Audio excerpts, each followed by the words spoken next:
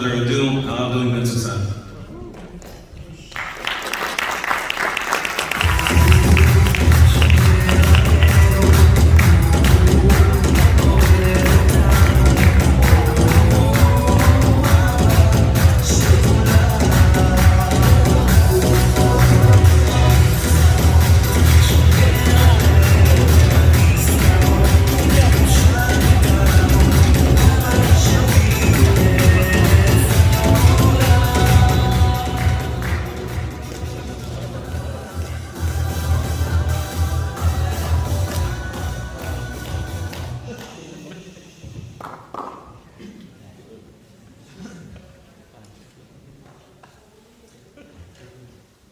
I was so nervous to speak in front of the Kal Varevi.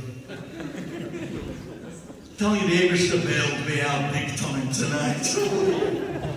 I was sitting there in that chair. I don't know if you heard my knees in the back room. I was, oh, you didn't hear me? Oh. Thank you, Ebershter. What's going on in Queens? It's unbelievable. Kidarkenu b'kodesh, I'd like to start with a beracha. Baruch ata Adonai Eloheinu melech ha'olam sha'akol niya b'dvaro.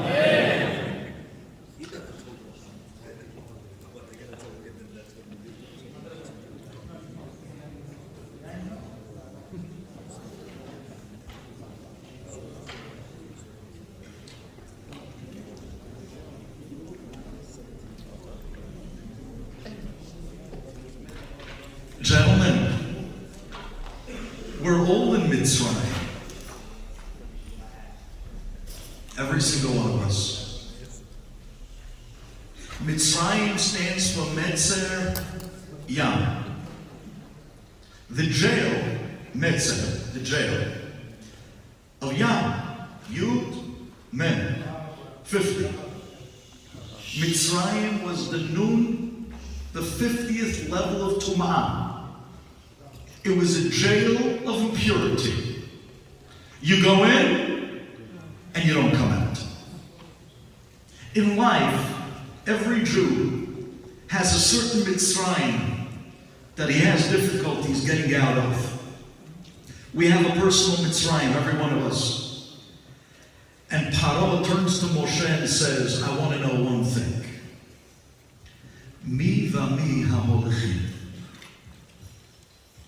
Who are going to be the lucky ones? The chosen, hand-picked few that are going to be zocheh to leave Mitzrayim. I'm looking at them. You guys have no idea how lucky you are. You have no idea how you were handpicked, every single one of you. Because like my father, I'm sure everybody in this room has brothers, friends, neighbors who aren't yet part of this program. But you are the guys that were chosen. Don't take that lightly. My father comes from a family of 7 brothers. One brother is an ambassador in Paris. Another brother, he's an eye surgeon in Strasbourg. Another brother, he's somewhere, we're told, out in Switzerland. Each brother has his own little incredible thing going on. But there's only one brother that Shomer Torah Mitzvot arrived on the outside of Westgate in Lakewood, New Jersey. 1 out of 7 brothers, he was chosen. He had a zechut. He was the one that was picked to be the Ben Torah. Please take it for a moment. Mi v'mi ha'holechim. You think it's by chance you're sitting here tonight? You were handpicked. You. The great Rebbe Avram Kamenovich, Zecher Tzadik L'Bracha, the Rosh HaYeshiva of the Mir Yeshiva of Brooklyn, was in the 1950s, and he knew that the Alliance at that time was in Morocco. The Alliance, they took over Moroccan society very quickly. And they came with a very diabolical plan. You want to be a Jew, you can be a Jew. Just be a French Jew. The emphasis was on culture. University, the emphasis was on intellect. They tried to make Judaism look old-fashioned. And because of that, many of the Moroccan Jewry at that time went to the Renaissance or Alliance schools, and they were Torah. Their fathers and grandfathers were tzaddikim, ba'alei mofed, mekubalim, and the children barely kept Shabbat. Would you believe it? Would you believe it? Their fathers and grandfathers were ba'alei mofed, mekubalim, tzaddikim, but the French got a hold of their kids. And the children barely kept Shabbat. You know who saw this? Rabbi Avram Kamenovich. Rabbi Avram Kamenovich was a doer. He was the one that went to FDR. He went and he broke into the White House. And he told FDR that he must bomb the railroad tracks. And they threw him out of the White House. You know what Rabbi Avram Kamenovich did? He came out to the back of the White House, he found an open window, and he climbed in. And he made his way down the hallways, right back to the Oval Office, and he came walking right back into FDR. And he says, Mr. President, I insist that you save the Jews in the Holocaust. It's up to you to bomb the railroad tracks at the concentration camps. And they arrested him. But that made such an impression on FDR, because this was a man that lived to fight fashion. Rabbi Avram Kamenovich saw at that time what was going on in Morocco in the 1950s. So he got onto a boat and he came out to Morocco, and he came to take a group of boys. He was going to take a group of 17 boys back to the United States to bring up these 17 Moroccan boys in the Murray Yeshiva. He went from town to town looking to see who is going to do an Akedat Yitzhak. Who is willing to give their 13-year-old son to a rabbi that they never met before, from a side of the world that they know nothing about, a country that don't speak their language. Who is going to send their son not knowing if they'll ever see him again? I turned to my grandmother and I asked her years later, what were you thinking when I sent my daughter to sleepaway camp for 1 month? I stood there by the bus crying like a baby. I had separation anxiety. You sent your son at 13 years old with a rabbi you never met for how long? For over 20 years? Just so that he'll go learn in the yeshiva? He'll go learn Torah? What were you thinking? What were you thinking? And she told me what she told my father that day. She was walking through the streets of Essaouira, and suddenly she sees 6'3" Rav Avram Kamenovich with a long white beard walking down the street. Even the Arabs took a big step aside and allowed the rabbi to walk by. He had the hadrat panim of what you would think Eliyahu Navi would look like. And when they saw him in the street, my grandmother told me that the whole town thought that this rabbi that one day just appeared out of nowhere, they thought he was Eliyahu Navi. That night, all the old ladies in town had dreams of Eliyahu Navi because they saw Rabbi Avram Kamenovich the next day. Wow, what was going on? My grandmother came home and she stepped up in front of her 7 sons and she said, one of you, going back with this rabbi to America, which Which one? Which one's going to go to a yeshiva? And 6 brothers took a big step back. And my father was left standing in front of them. And my grandmother looked at my father and said, Jackie, you're the one that's going. My father said, I don't know a word of Torah. How am I going to go? The rabbi is going to give a test. You don't just go. You need to be able to show that you qualify on the level to go to the yeshiva. So my grandmother tells my father, don't worry. Your grandfather, the Av Bedin of Casablanca, he's going to come down tomorrow and he's going to sit and teach you Torah tomorrow night. He turns to my grandmother and says, how much Torah can he teach me in one night? I'm going to go for a test in one night's learning. How much am I going to learn? She says, don't worry. Your grandfather's Av Bedin. He'll teach you the entire Torah in one night.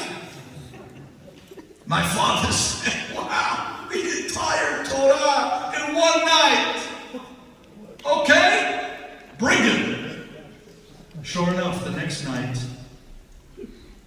my great-great-grandfather, the one I'm named after, comes down to Esuera, and he sits with my father, and he opens up the Chumash, and he asks my father, so, what do you want to learn? My father looks at him and says, what do you mean, what do I want to learn? Your daughter told me that you're teaching me the whole Torah tonight.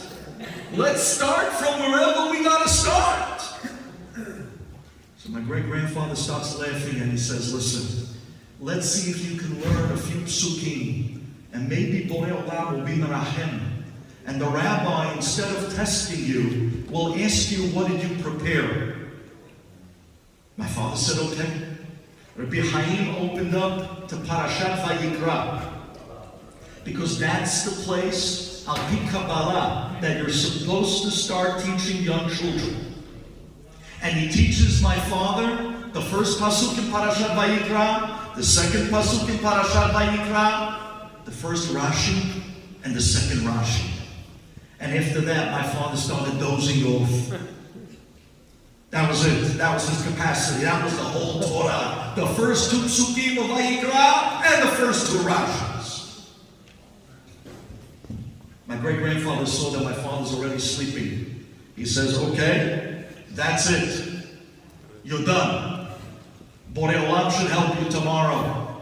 Let's hope and pray that the rabbi allows you to show what you prepared and he doesn't test you on anything else. They were both holding their breath the next morning. My father got up that morning and prayed Vatikim. He was shaking. He went out to the shul where Rabbi Avram Kamenovich was sitting in the back room in the study.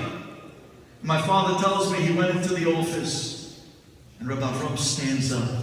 He says to me, I looked up at Rabbi Avram, the long white beard, 6'3". He says, my knees started shaking the way I was shaking next to the Kala Rebbe. He was shaking in awe. My father said to me, he asked me my name, and I was like, I couldn't get out my own name. He sat down in front of Rabbi Avram. Rabbi Avram turns to him and says, so, are you ready for the faher? You ready for the test?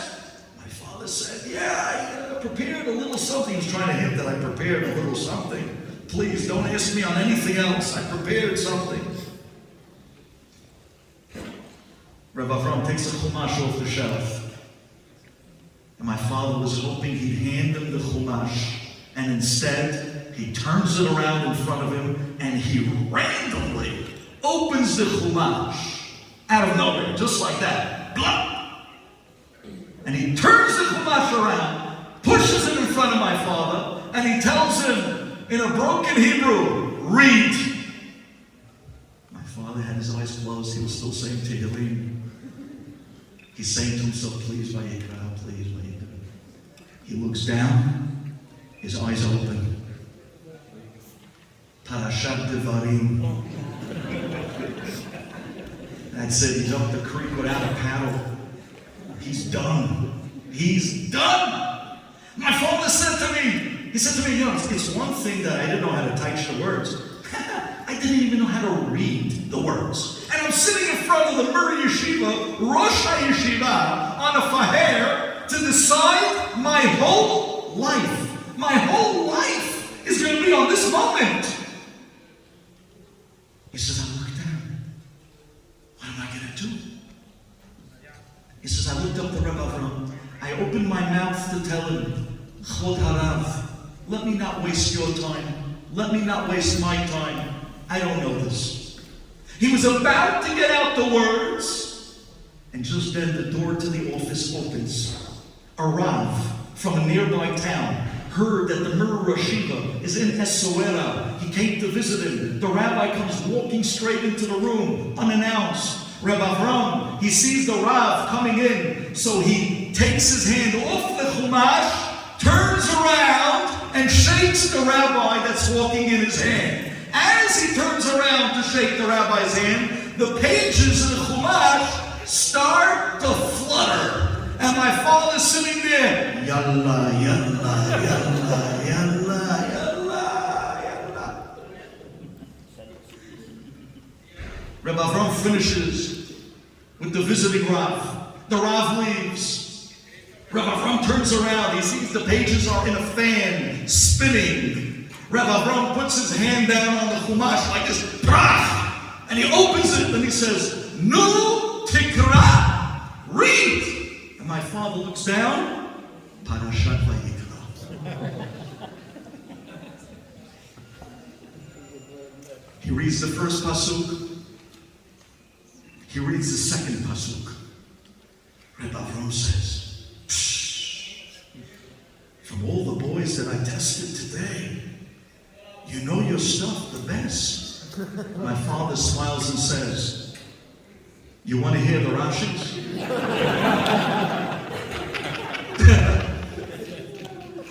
Reb Avram says, go ahead. He reads the first Rashi. The second Rashi, he knows by heart.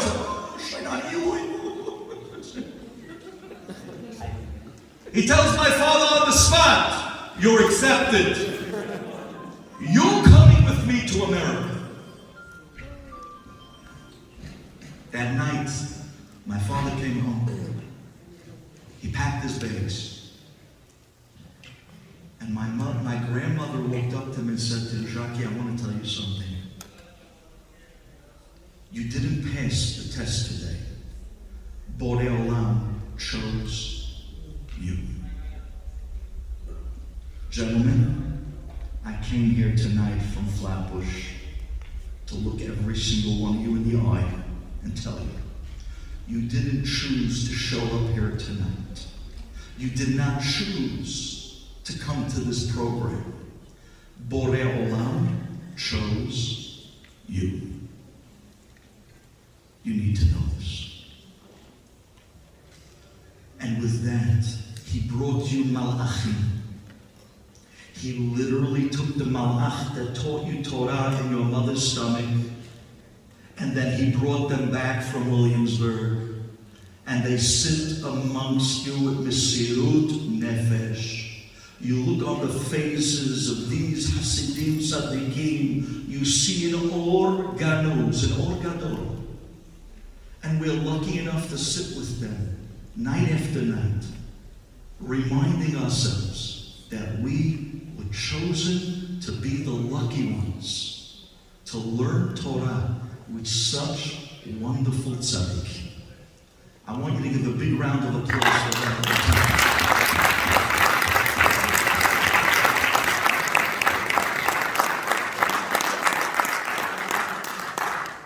Not everyone gets this zichud.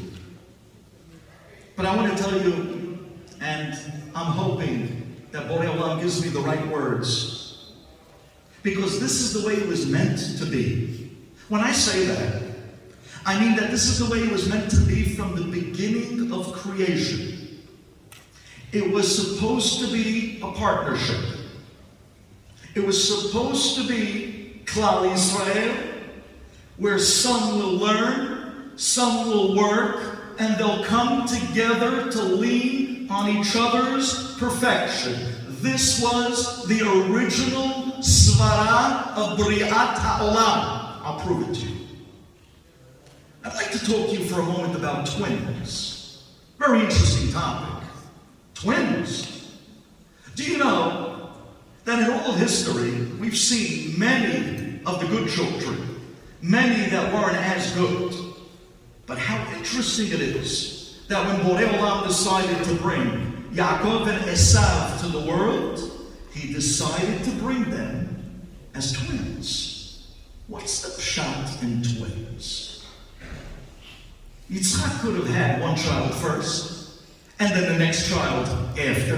One would be in Tzadi, Yoshem Ohalim, the other one not as great. Why did they have to come out together? What was pshat? Let's think about the concept of twins. Let's think about the concept of partners, two halves, coming out to equal a whole. Now, we'll tell you, open your hearts, I want you to hear this. I'm going to give you the short version because I can see you're tired. At the end of the day, from the very beginning of time, when Borei Olam created Adam HaRishon, the plan, he put him in Gan Eden, le'ovda u'shomra. Do you know what that means? Well, in simplicity it means that he was supposed to work the garden. But that's a little bit hard, because Gan Eden was already perfectly done. There was nothing to do. Everything was already grown. Everything came out by itself. There was no work yet at that time. Gan Eden was Gan Eden. Paradise. Everything was perfect. Everything was done. So what then does it mean, le'ovda u'l'shomra? What is there to work if everything is already perfect? Says Targum Yonatan ben Uziel, le'ovda u'l'shomra, le'ovda. It's talking about uvdin dioraita, to sit and learn Torah, u'l'shomra, u'l'shomre mitzvoteha, and to watch and keep mitzvot. Did you hear that? Did you know who the first Kollel guy was in history? That's very good. It's Adam HaRishon. Adam HaRishon was put in Gan Eden, le'ovda u'l'shomra. He sat and learned Torah, kept mitzvot, and sure enough, he was given a perfect counterpart. The Gemara tells us that the Nahash was given to Adam as a present. Says the Gemara, Lule, if Adam would have only known how great of a butler this Nahash was going to be. He was going to carry him on his back. He was going to run to him to the north from Margaliot Tovo. He was going to run to the south to get him the best of cuisine. Adam sat and learned. The Nahash went out and provided. Together they were a great combination until something went wrong. And suddenly the Nahash became very jealous. Hey, wait 1 second. How come Adam has it made? And then later on, when Chava came around, wait 1 second. He has a wife. He's sitting and learning. He has it made. He has everything. And look at me. Because of that, the Nahash conspired. And that first perfect situation of partnership, which was meant to be the way the world was meant to roll, was immediately a failure.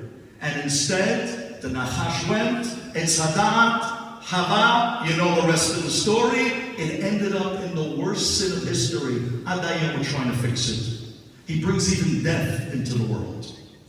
Partnership number 1, round 1, failure.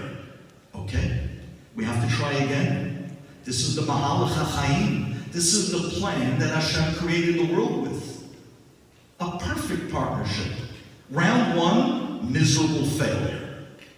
Round 2, Kain v'Hevel. Kain milashon kinyan. He's the one that's out there hustling, making transactions, shaking and baking. Kain kinyan. Hevel, hevle talmidei chachamim. Hevle Torah, the words of Torah. See, so Hevel was the one sitting and learning. Cain Mirashon Kinyan is going to be the one that's going to be the perfect counterpart. Together, perfect team. Maybe now the world will get a tikkun. This is the way the world was meant to run, on a perfect partnership of parts.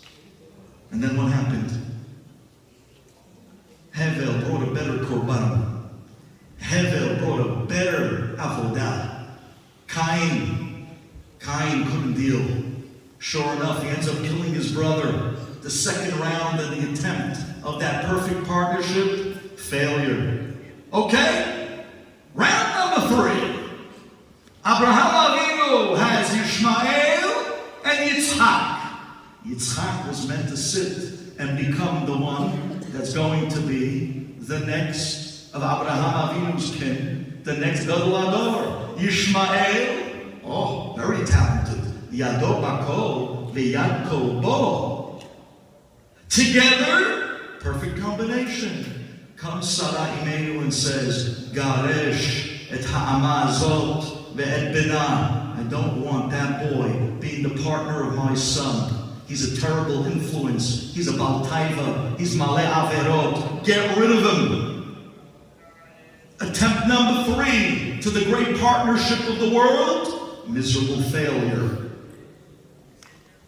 And here we go. Round 4. This time we almost got it right. Yitzchak and Rivka, they have twins. Twins. Twins, Rabotai. Do you know what twins? Twins is a very interesting creation. You take one specimen and you do the act of borer, where one takes all the good, and the other one took what was left. Yaakov Avinu, who's now here to fix the sin of Adam HaRishon, Arizal. Yaakov Avinu was a Gilgul of Adam HaRishon. He's going to be the one. Le'ovda u'shomra. Yoshev Ohalim. And then Esav, he's going to be Isadeh. Together, there's going to be a great combination. And on the way out, Esav decides he's not interested in the deal. Michrei kayom et bechoratecha li. Let's make a deal. Yaakov turned to Esav. What do you want? Olam hazeh or olam haba? Esav says, I don't know. What's olam hazeh? What's olam haba? Yaakov Avinu says, Esav, if you would have showed up to the Malach when he was teaching us, day after day in our mother's stomach, you would know the answer. But you were too busy pushing out to go to Avodah Zarah. While I was sitting chavruta with the Malach, like the way you guys sit with the Malachim, learning every night, if you would have shown up to class, you would have known. Esav says, okay, tell me. Yaakov says, okay, you want to know what's Olam Hazeh, what's Olam Haba? I'll tell you. Olam Haba, Torah, Mitzvot, Gemilut Chasadim. Olam Hazeh, Basar, Yain, Ta'avot, Nashim, Averot. Esav says, that's a no-brainer. Sign me up for the next war. I'll take Olam Hazeh. What's the question? So Yaakov Avinu said, you got a deal. You take Olam Hazeh. You be the Ish Tzayid. You be the Isadeh, and I will be the Yoshev Ohalim. That's exactly what took place. Yaakov Avinu tells Esav, if you're going to be the one that's the Ish Tzayid, I'll let you go out first to be Bechor, because you're assuming responsibilities. No problem. On the way out, Targum Yonatan ben Uziel writes, Esav turns around to Yaakov Avinu at the moment that the Nachash came to him and said, you're going to let him do to you what Adam did to me? Esav says, oh. Esav turns around on the way out and he tells Yaakov, deal off. Yaakov says, wait. If that's the case, you're not the Bechor. He tries to grab him to pull him back in. And at the end, he only grabbed Ba'akev Esav. Now you understand why he was trying to pull him back in. He reneged on the perfect partnership as he was on his way out. Yaakov Avinu says, wait! Who's going to help me learn Torah? Now I'm on my own. Yaakov Avinu comes out, and sure enough, Esav, he's Isadeh, but you know what? He's Tzayid Befiv. Says the Targum, Befiv velo befi shel Yaakov. He would only put food in his own mouth, but he would not put food in his brother's mouth. He was not interested in the perfect partnership. And here it went to failure, round 4.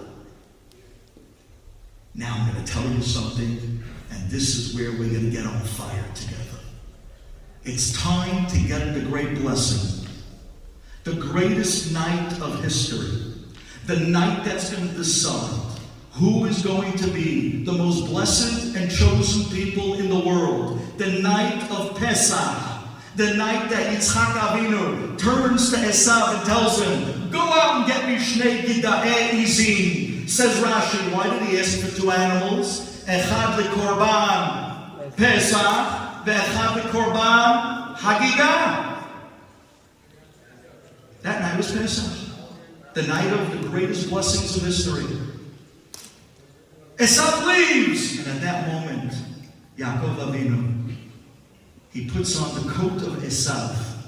And he comes into his father with the mat'amim that his mother made. Rabotai, please, somebody explain to me. What's going on here?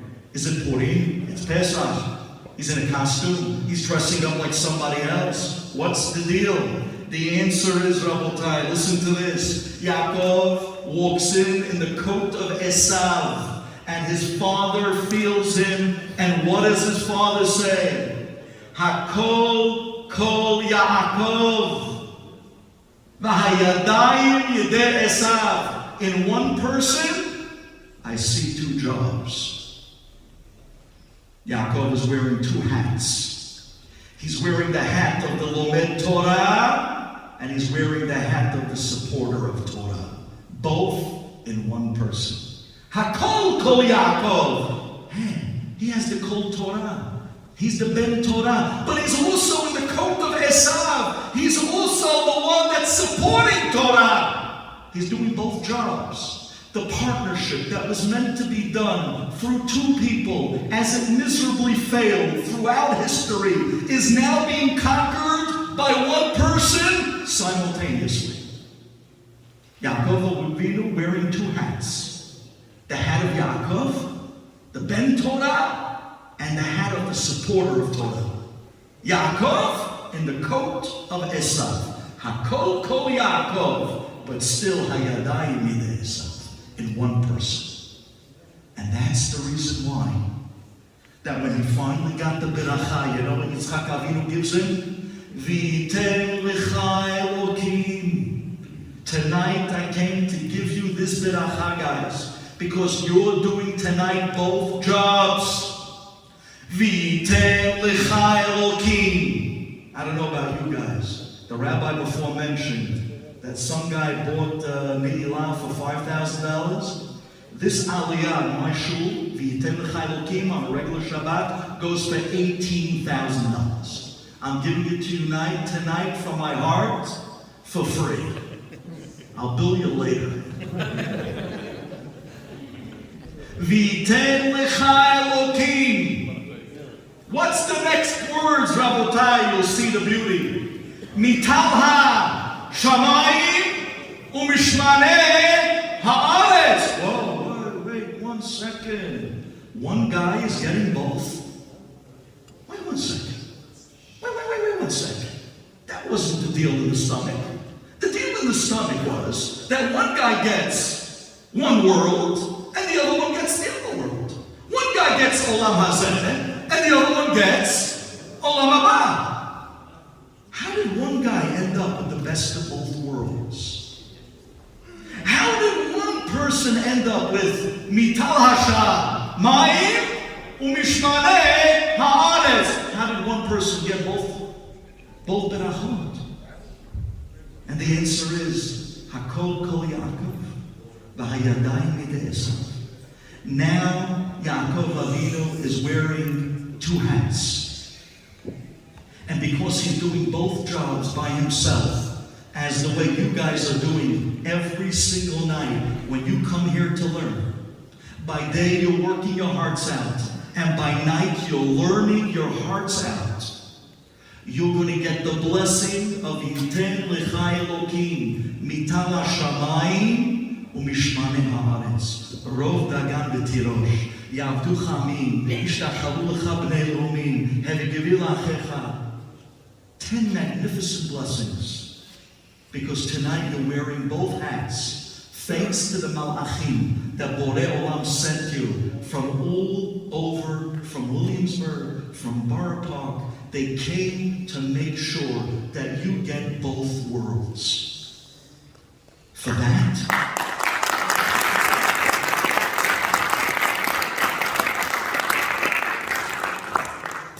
you have to be chosen. That's not everybody gets that deal. That's something special. That's something that you were picked to be able to enjoy. And maybe now it makes sense. When Esav came in right after that, he asked for a blessing from his father. You know what his father told him? I have no blessings left to give you. How does that make sense? Wait, let me get this straight. Can you imagine if the Kalva Rebbe, Shalita, if the Rebbe was still here, and I would walk up to the Rebbe and I would say, hey, Rebbe, please, can you give me a bracha? I would like to have another baby boy. You know, Svaradim is for a baby boy. So I'd like to ask her, can I have a baby boy? So the Rebbe says, Shetizkeh Bezat Hashem for Zera Shel Kayama. Oh, thank you.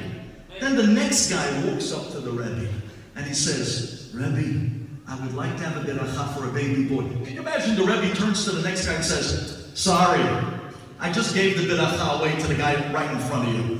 He took it. Sorry, that's it. I can't give any more berachot for baby boys because the guy before you just took that beracha. What shaykhs? Well, what does he have to do with me? Just because you gave me a beracha, you can't give the next guy a beracha? What did Yitzchak Avinu tell Esav? Esav comes in, Abba, Tuvarcheni. You know what he says? I'm sorry, your brother took the berachot. What does it do with me? The answer is, in this world, there are only two positions that count. You're either the one learning Torah, or you're the one supporting Torah. Nothing else existence is justified. Tonight, gentlemen, you're both. Look what you have. Look how lucky you are. Go out there and spread the wealth.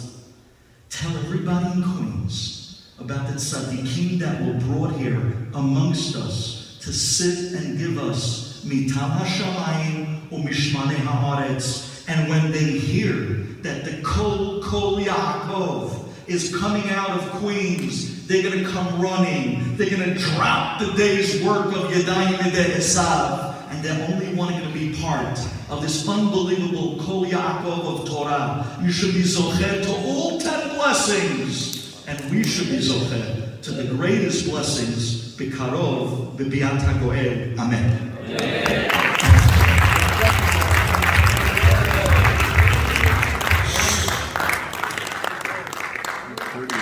Thank you for the inspiring words. My English is not so good, but I don't think I have to add anything more.